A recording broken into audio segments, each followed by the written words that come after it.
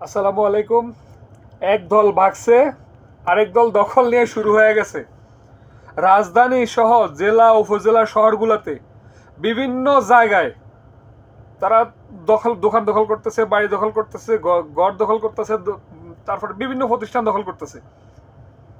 যারা মারা গেছে তারা তো শহীদ হয়ে গেছে, যারা বেঁচে আছে তারা যে কতটা নির্মম কষ্টে বেঁচে আছে আপনারা কি তার খোঁজ নিচ্ছেন?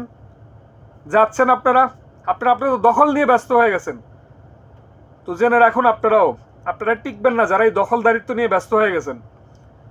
যারা অসুস্থ হয়ে টিক টিক করতেছে, যাদের জানটা, আপনারা যান তাদের কাছে, যান তাদের পাশে দাঁড়ান, তাদের খোঁজ নেন, খবর নেন।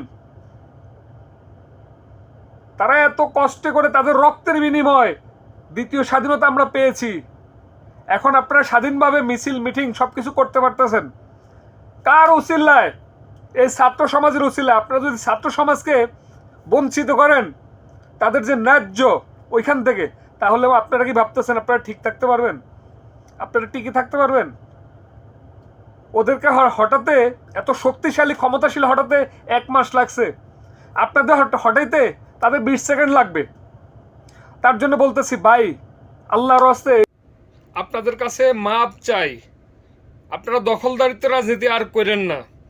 1971 সাল থেকে 2024 সাল পর্যন্ত দখলদারি, ক্ষমতার অপব্যবহার সব মিলে বাংলাদেশে কতটা পিছিয়ে রাখছেন আপনারা তা ভালো করেই জানেন।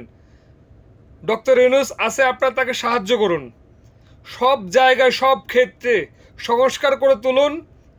পরে নির্বাচন তো অবশ্যই হবে, আপনারা নির্বাচন করবেন, আপনারা আসবেন, অবশ্যই আসবেন, দেশের জন্য জনগণের জন্য কাজ করবেন।